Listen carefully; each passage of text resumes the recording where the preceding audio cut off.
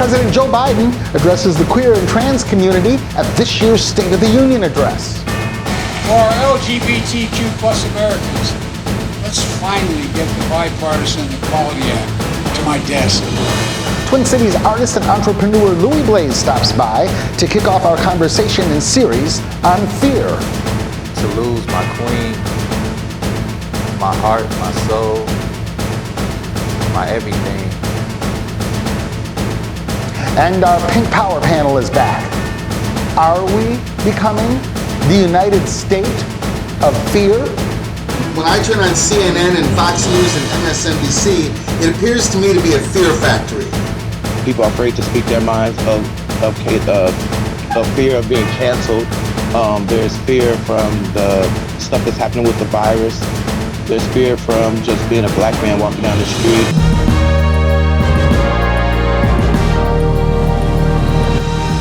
And thanks so much for joining us. You're watching Season 2, Episode 1 of LGBT, Healthcare and Me, a presentation sponsored by Minnesota Department of Health. I'm Todd Michael Barnes. We're grateful to be with you again this year, right here on ENN, the Self-Worth Station. We welcome the throngs of our Sherelle's World friends who are tuning in for the very first time, and a special big welcome to you. Well, if you or your family is anything like ours lately, it seems there's been a lot to fear. So this episode, and for much of this season on the Self-Worth Station, we become the first organization to look at fear as a public health issue. Is fear our foe? How about our friend? What are the benefits of fear? And how has manufacturing fear been weaponized in queer, trans, and black and brown communities?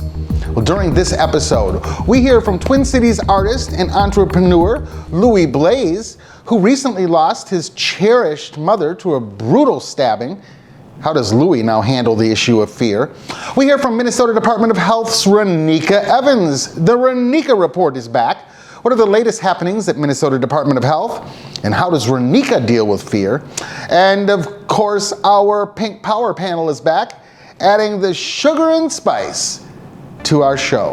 Well, this episode is dedicated to any queer or trans person who may be feeling alone, and any person at all who may just need a friend. Because here, our sacred word is all. Well, coming to you from the 31st floor overlooking the city of Minneapolis, let's get started. LGBTQ health-related headlines begin right now.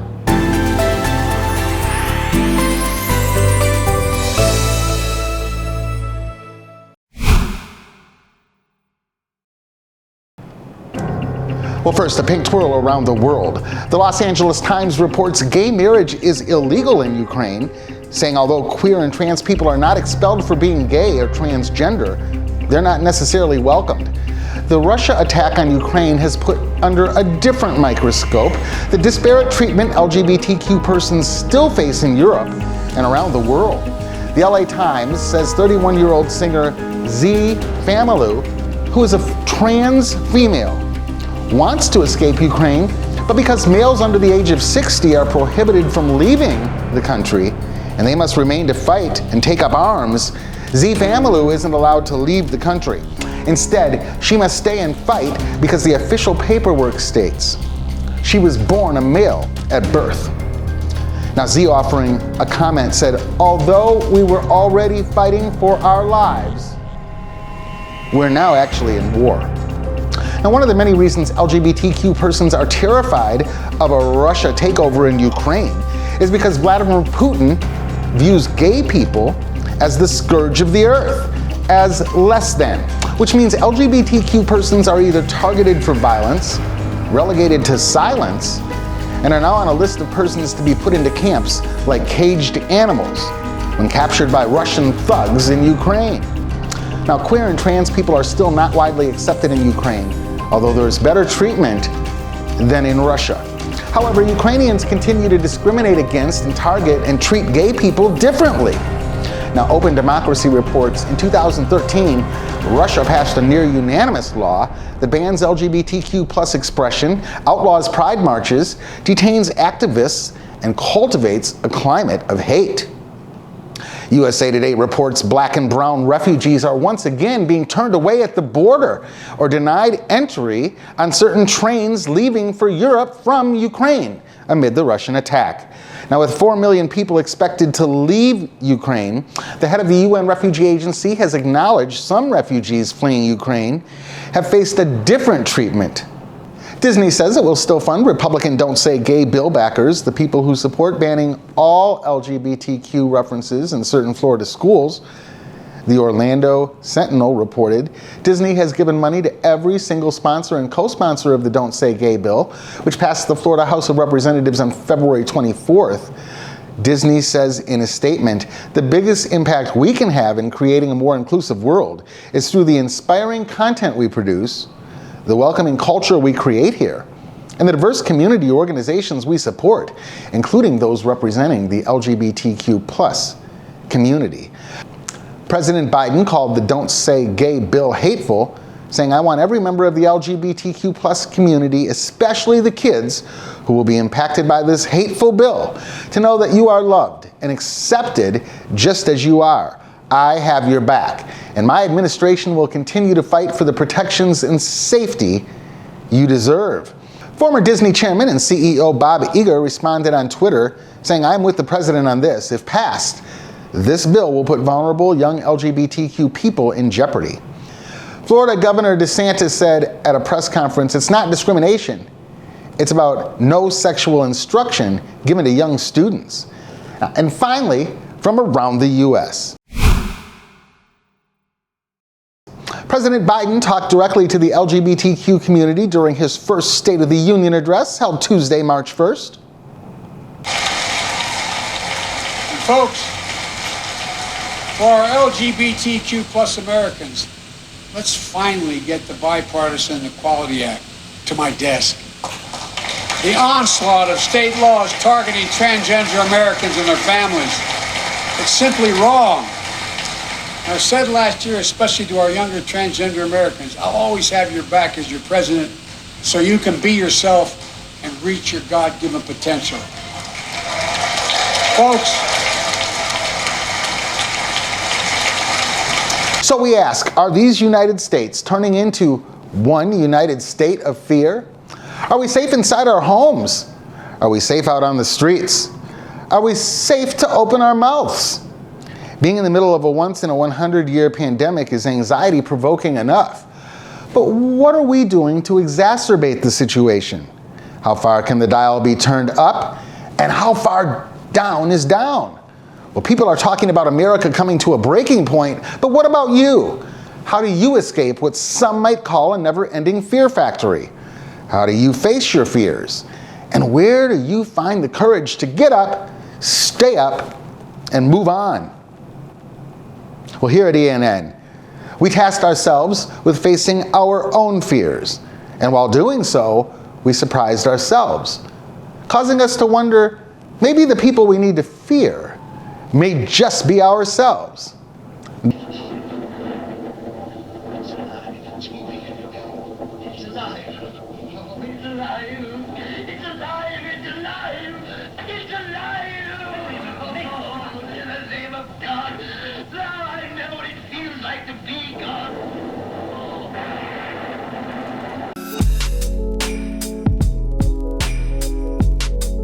Sometimes we create people, places, and things that begin to turn on us, take on their own life, adopt their own agenda, and even start eating their own.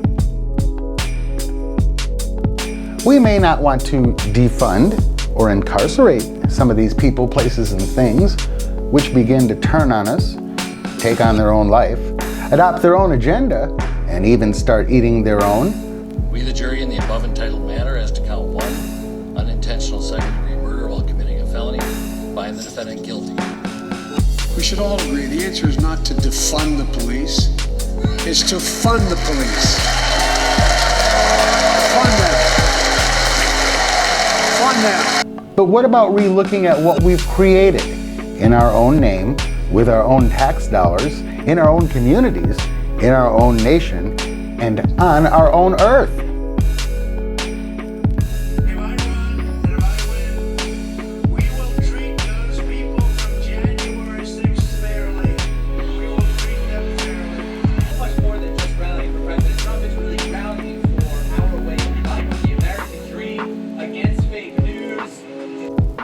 So this got our crack staff thinking. What are some other species who can turn on a dime, take on a life of their own, adopt their own agenda, and even start eating their own? AllThat'sInteresting.com tells us both male and female chimpanzees have been known to kill and eat their own babies within their own communities. The website says in other instances, chimps of one community's territory will sometimes kill and eat the enemy. The nation erupted into scenes of chaos, violence. A wild mother rabbit will sometimes eat a stillborn baby.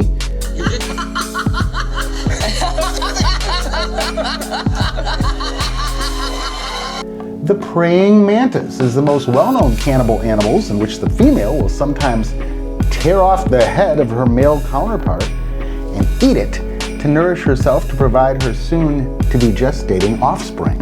Threat. Chief Huffman, no, hold on. Chief Huffman, no, do not. Okay, I'm not a threat. I don't have a gun. Okay? Don't treat me like I'm a threat. This is what I would call the anatomy of a cover-up. This is unacceptable. I'm sorry, it is. When I agreed to work with you on the work group, we talked about the importance of transparency and accountability. And here, what we are seeing is business as usual. And you know this, Amelia. You know this, Jacob. I don't know how you guys slept that night. I couldn't sleep at night. Tears from a mother's perspective, thinking about what happened. I saw the picture of Amir. He looks like a boy. My son is 17 years old. He has slept on his friends' couches for sleepovers. So we cannot sit here and whitewash this and pretend that it's okay. Polar bears have been seen eating smaller, juvenile members of their own species in the wild. To DC. Thank you so much for joining us very late this evening. What can you tell us about the situation at the plant? Both male and female hamsters will sometimes eat their young. It's believed that females will eat their defenseless babies when confronted with the threat, while some have been recorded cannibalizing their sickly or weak young to provide for the stronger siblings. Turned out of the trial of former Minnesota police officer Kim Potter in the death of Dante Wright. The former officer claims she mistook her gun for her taser, and tonight here are the graphic new images. Police video showing what happened seconds after Officer Potter fired that shot. His girlfriend sobbing on the stand today, describing how she tried to save him. And saying she tried to save Wright's life. I took my belt off and I grabbed like whatever was in the car, put it on his chest. Like you know, you see it in movies and TV shows. I didn't know what to do, so I just put my hands over his chest and I just tried to hold it in. Scorpions will usually have around 100 babies at a time, and when the mother can't find enough bugs or grubs to eat, she will sometimes eat a few of her own to survive.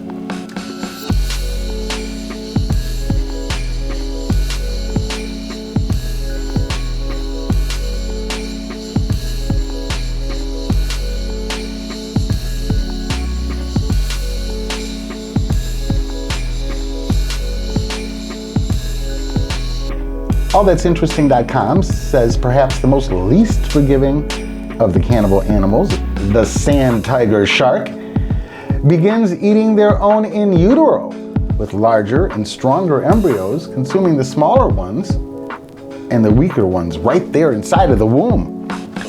While his fellow Texans are freezing with the power out, Ted Cruz did what any great leader would do when his state needs leadership most. He booked a flight to Mexico and said, adios, amigos. This is how badly things are being managed in Texas. This road is on the border of Texas and Arkansas. The Arkansas side is cleared. The Texas side is not cleared at all. This is Houston, where Ted Cruz lives. This is inside a house in Houston. There are icicles on the ceiling fans. Toilets are frozen over. Well, chickens aren't known for always eating their young, but hens that need calcium will sometimes chew on and digest their own. Have learned nothing from this pandemic. Will you today finally take some responsibility for funding gain-of-function research in Wuhan? Senator, with all due respect, I disagree with so many of the things that you've said. Crickets are known for scavenging the deceased bodies of their own kind.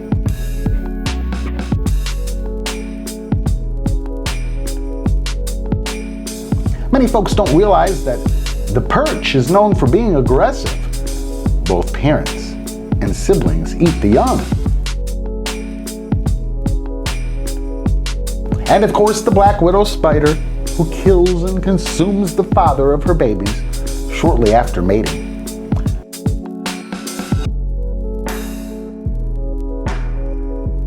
And the roundworm, rounding off the list. Self-fertilizes, hatches the babies inside of herself, the mother worm, and the babies eat their way out from within, taking nutrients from their own host. Todd Barnes, reporting.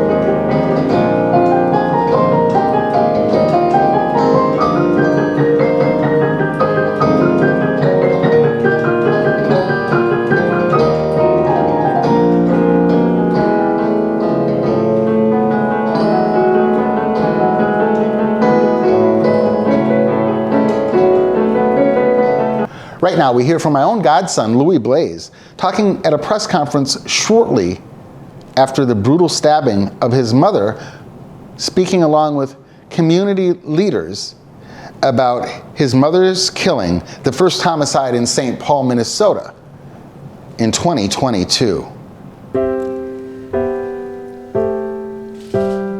Right now, this is the biggest trigger I've ever experienced in my life. To lose my queen, my heart, my soul, my everything. My mother, Tina Marie Fales McCombs, was 47, and she was gone too soon.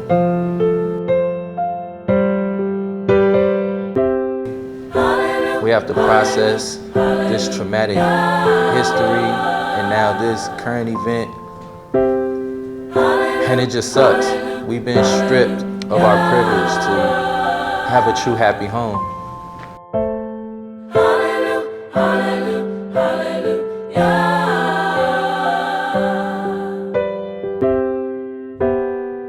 Everything that I've been able to grow into, I've been able to accomplish, this came from Mom Dukes and my pops. Lost my father 11 years ago. We've been out here. I've seen her have to navigate these systems and navigate this community and do the best that she could to provide for 4 boys, and then had another young boy, so she had 5 young men and just a single mother.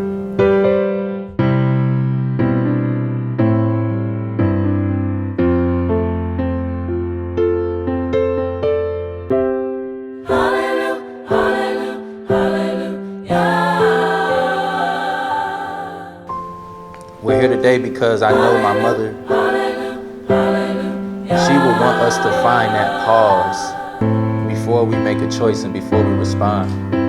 My name is Tashira Garraway. I'm the founder of Family Supporting Families Against Police Violence, and also the fiance and the mother of Justin Tigan's now 15-year-old son, who was killed by St. Paul Police August 19, 2009. I stand here in solidarity with my brother today for his mother, Tina McCombs, who was killed on January 9th, who was brutally murdered by a man that was obviously experiencing a mental health crisis.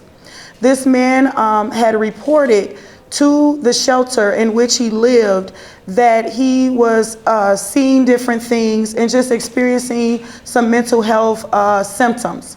This man was allowed to continue to roam in our community even after expressing that he was experiencing these mental health symptoms. We are standing here in the community to ask that this man be held accountable for the actions and the murder of Tina McCombs. We're also asking that prior to someone being murdered in our community, a black woman being murdered in our community, that if someone is experiencing mental health symptoms and express those symptoms, that they're given the adequate help that they need for the illness that they are experiencing. I recently sat down with my godson, Lewiee Blaze, to ask him how he deals with the issue of fear. I would say purpose. You know, like I'm still here, you know, and that's a fact. So no matter how I feel about myself or how I feel about the world or how I feel about my situation, the fact and the reality that I'm still here, I'm still breathing, and I still have more time on my hands. My lesson through all this is don't waste no more time at the end of the day. And the proof of love is the amount of time invested. I thought about all the times that I didn't answer the phone when mom's called, all the times that we were supposed to do something, we didn't do it. And I truly regret those days. And it's like no more time is wasted. And then, like I said, purpose, it's bigger than me. I've always known it was bigger than me, but this gives me just much more focus and tunnel vision as I look into my brother's eyes each and every day. You know, her other children that she left behind. I'm the oldest, I'm the captain of the ship. And I said the saying one day where if the king fumbles, then the kingdom crumbles. And now I have inherited that leadership amongst my family. I have to show up. Honestly, I think my formula to facing fears is to not face the fear at all, just do it. You know, it's kind of funny when I think about it. It reminds me of when I first drowned. I actually drowned in a pool. I was swimming, didn't have any of them safety net guards or anything. And as a very young boy, I had to be 9 or 10. Never took any swim lessons or anything. I just loved going to the pool, but I was used to swimming the kids section with the kids. Well, I was getting to an age where I was more curious in my life, and I always hung around the older kids as well. So all the older kids who I would hang with, who I had a bond with, they were swimming in the deep end, the deep pool. And I got tired of that. So I'm like, I'm finna go swim with y'all. And I got out, I went to the deep end, and without thinking, I just dove right into the damn deep end. And I could have drowned, but I was saved. Shout out to my Uncle Bobby, actually.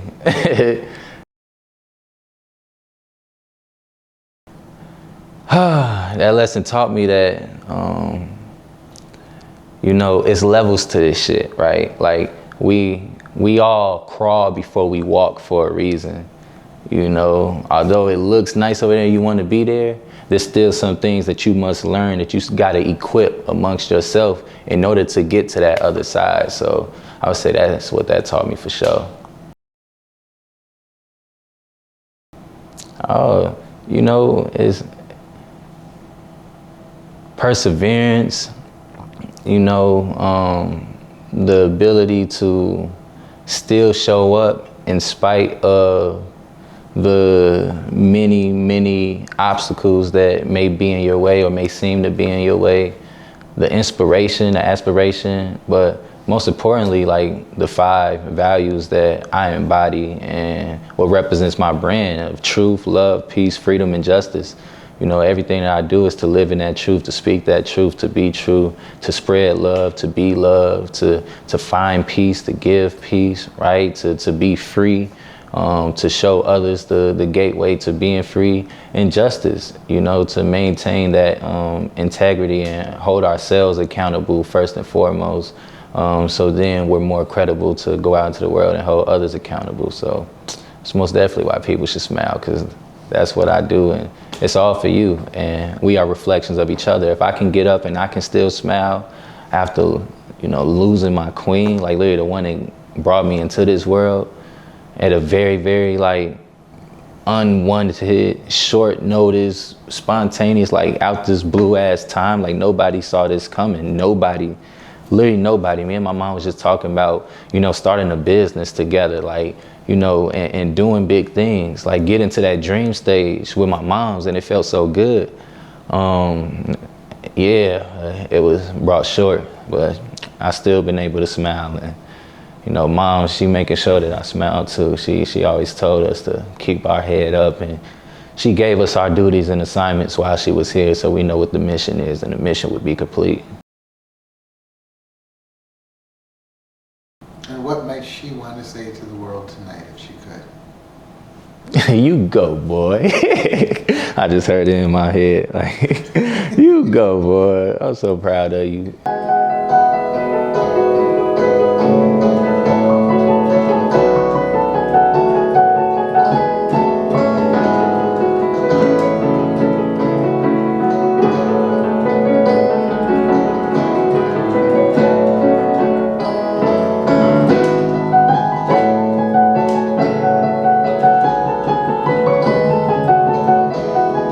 And now, Reneka Evans and the Reneka Report from the Minnesota Department of Health.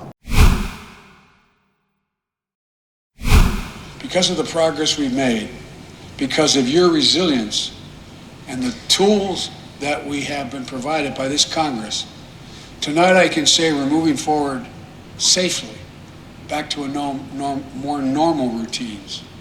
Yes.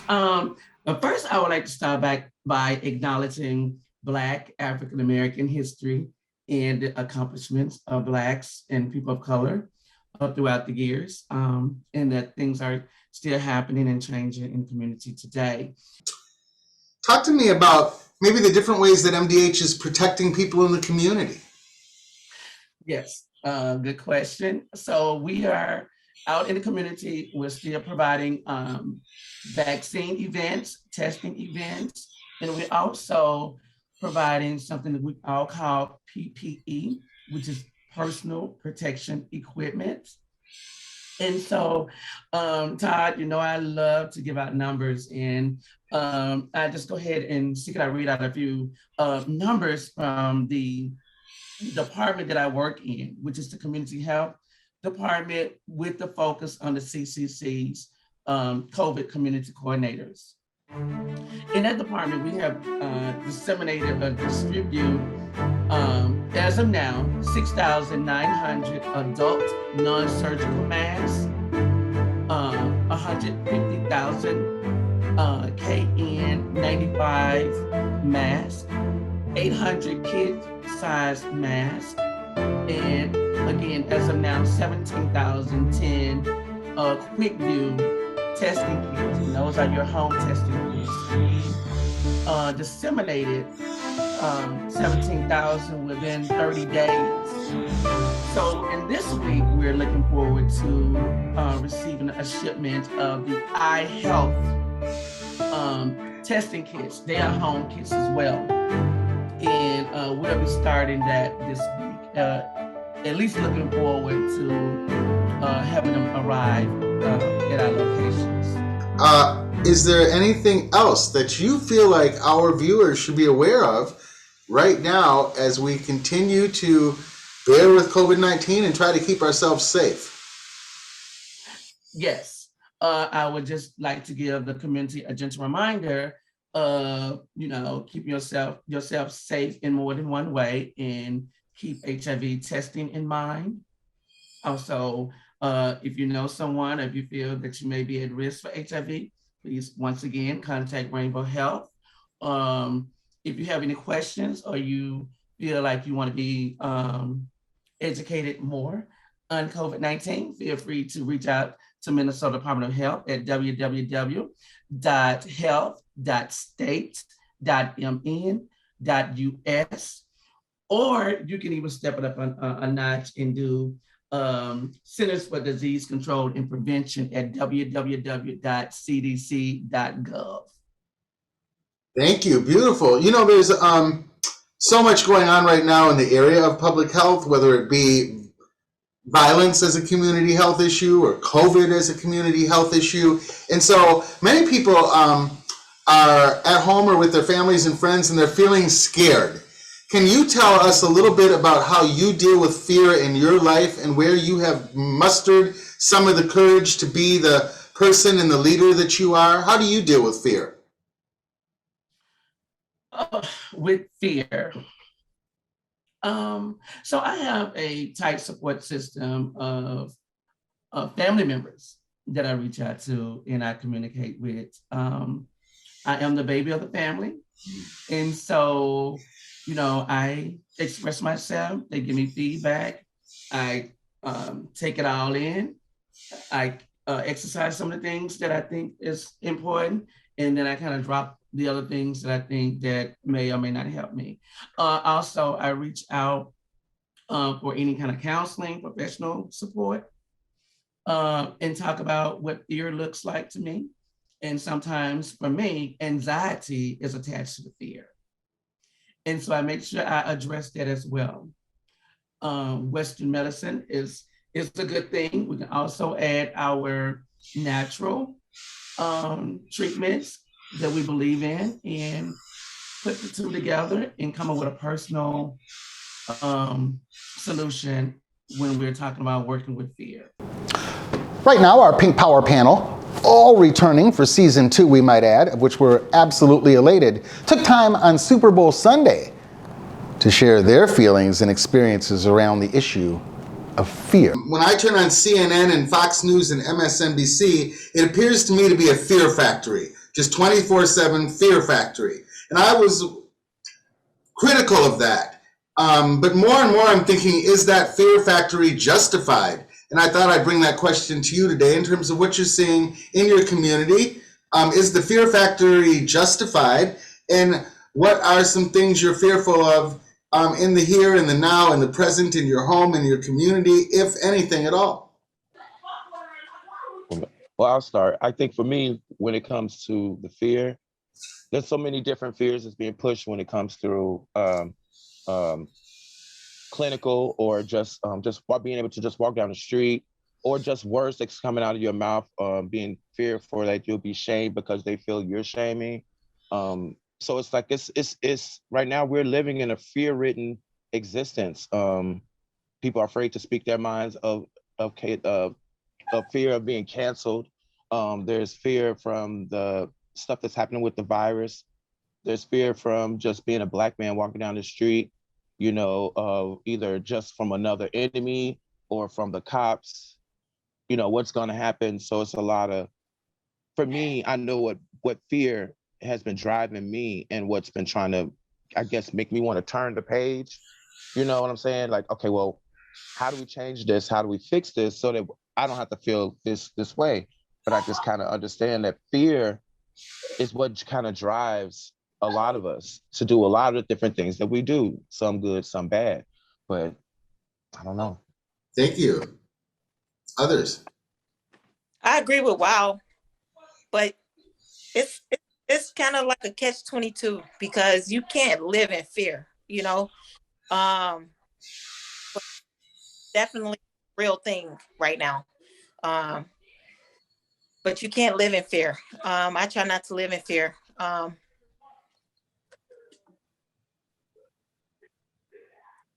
When I say how do you do that? How do you muster courage each and every day, and how do you overcome any kind of fear that might come up? Yeah, when I say that, it takes a lot of courage. It takes a lot of strength within me, within a higher power, to walk out my door and know that I'm going to be okay. With COVID and with being a African-American woman in society, just doing day-to-day activities in my life,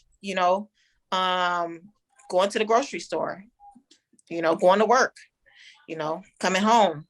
I just have to know within myself, push through those barriers that I'm going to be okay.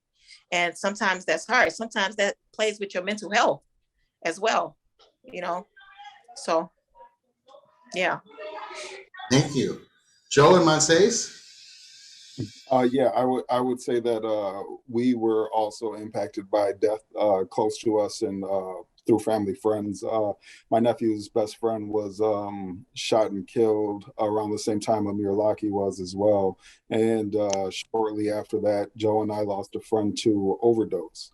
And so when we are talking about impacted communities, we know that these are realities. We know that these exist. And for me, the fear is not that that exists in our impacted communities. Of course, I wish things would change, but the fear is that nothing is being done about systems that created impacted communities. Because once again, we're looking at behavior. We're looking at the behavior and the acting out of impacted communities. We're not looking at that they haven't healed from the trauma that they've experienced for generations. And so when we are talking about the news and media, they play their part in creating fear, but it's a roundabout way to point out behaviors rather than take accountability or make true change that affects impacted communities in a positive way. So my fear is not that is not what is portrayed in the media. My fear is that nothing will change behind the portrayal of impacted communities through the media. I think they're afraid to figure out how to make that work, Joe. Honestly, I think that they're afraid to, how do we make this, how do we coincide this, how do we fix this without certain things being uncomfortable for them.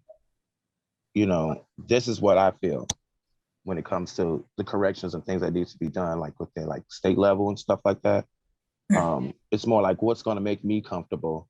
If they have, if everything is okay, you know, then there's just like trickle down effect. If there's no crime, there's no job for the cops. If there's no flooding, there's no work for the plumbing systems. If there's no this, you know what I'm saying? So it's like, what does that look like for them? If everything is la la la la la, you know what I'm saying? It makes it, they're useless. You know what I'm saying? So it's like it's a very odd cycle, you know. So you're saying we have a problem-based economy? Yeah. That's an interesting perspective. Or else nobody have a job.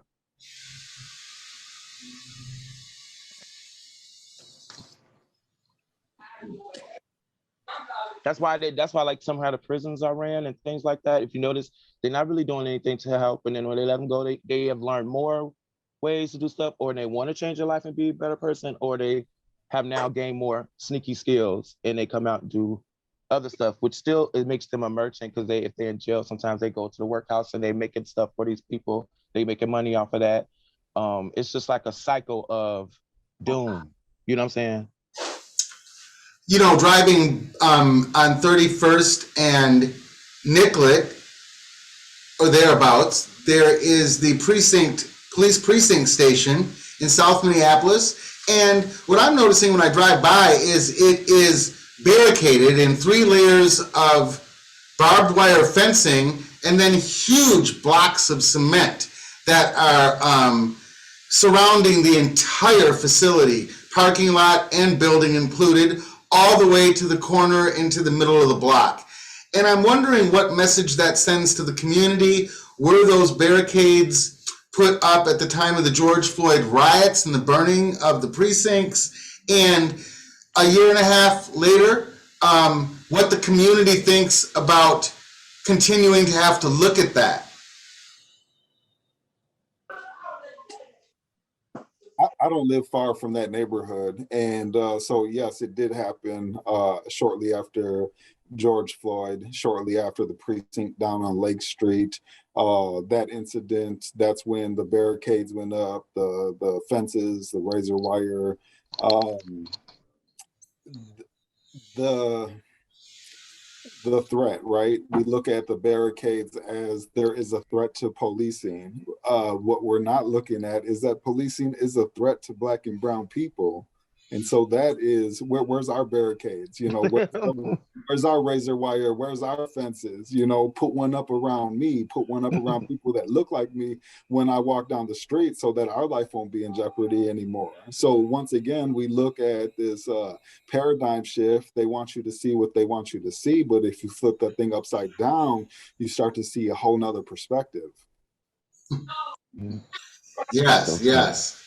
Yeah, is the wire put up to keep them out or us out, or which one? I think it's to keep us out. And I think, but also I think it's in the essence of it still being there after the events of things happen. Now it's just more like it seemed like a dig at us. Like, okay, we're afraid of you. But at the same time, I said this on my show the other night. I wish that I'd have no problem with police officers. There's good ones, there's bad ones. You know the whole shtick with I care about everybody type thing. But the thing is, for me, I feel like they have to, if they're going to come into spaces like a Mirlock situation or what is her name, Breonna Taylor's situation, no knock warrants, just busting in the doors and killing people. Like, you shouldn't be busting in somebody's house in the mode of fear. You should be going in the mode of justice, and saying, knocking, announcing your presence so nobody is startled and jumping up and being a target because they don't know you're coming in the house.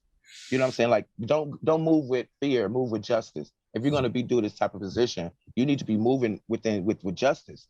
You're not the end, meaning like you're not the judge, jury, and the executioner. You know what I'm saying? You coming in, use your skills that you learned in your trainings. But I'm telling you, I believe, and I've heard a lot of people say that this is what they're trying to do to Black people.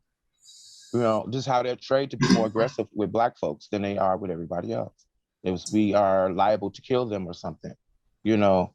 So they are afraid, and they see Black person on the report. When they go there, they're already afraid, you know. So now they coming in afraid, and any false move, that young boy could have had a remote in his hand. He didn't know. He didn't get a chance, you know.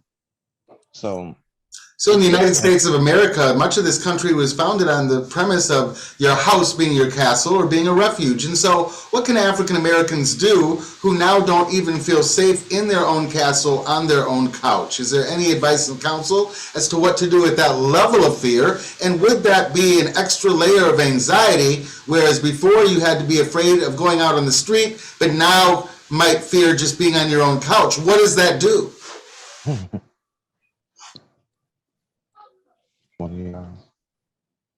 I still feel like you should bear arms. You know, at the end of the day, I mean, which he did, and he had a right to. He still got killed, but bear arms. You come in my house, I'm killing you. I'm shooting you. No, I don't care who. He was within his right. Yeah. I think that protect yourself, protect your family.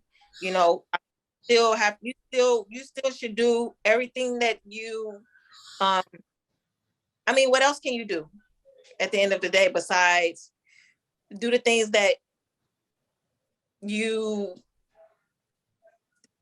supposed to, what we've been doing, what we supposed to do?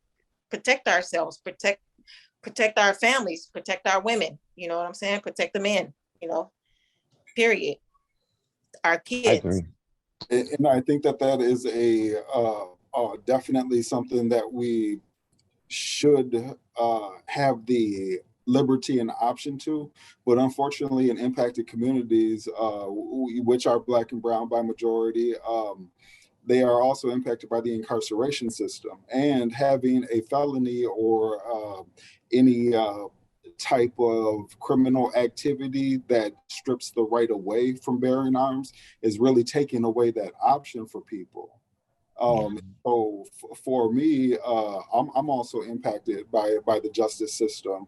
I do not have the opportunity or the liberty to bear arms or license to carry. That's not in my accessibility kit currently. And so for me, it is through empowerment. It's through speaking up. It's through standing up for changes. Like whenever you see me on any platform, including my social media, it's to empower other people, because I think that's the greatest gift that we can give ourselves. And it's also the greatest gift that we can give other people, to let them know that you are worthy, that you have value, that you do have power. And once we as impacted people realize that, then it's a game changer, you know? And so what I would like to see in the media is mix it up, show people that are doing something for their community, show people who are coming back, you know, show people who are healing from their trauma and their wounds, and who are trying to bring first aid to the people at most risk. Beautiful.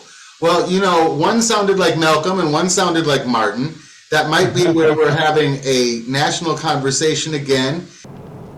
Well, thank you to Reneka Evans, Lewiee Blaze, and our Pink Power panel. Remember, if you or a loved one still needs to get the COVID-19 vaccine, visit the vaccine connector at the website listed below.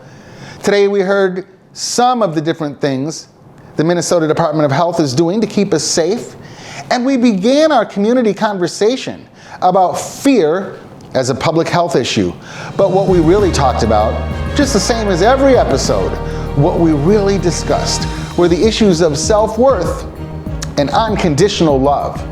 Well, that concludes this episode of LGBT, Healthcare, and Me. Thank you to the Minnesota Department of Health. Now remember, LGBTQIA persons and our allies, you are not alone. You can find us 24/7 at our brand newly designed website, www.equitynewsnetwork.com. In St. Paul, you can find us on Comcast channels 14, 15, 16, and 19. Find us on our YouTube channel, Equity News Network, and don't forget to smash that like button. And remember to hit subscribe. We are always so grateful for your comments. Keep them coming. Let's get to know each other. Please leave more. Well, that's all the time we have together, Alphabet people. Until our next episode, and until we meet again, it's my hope we dish up some respect and lean in toward love. For all of us at ENN, Todd Barnes reporting.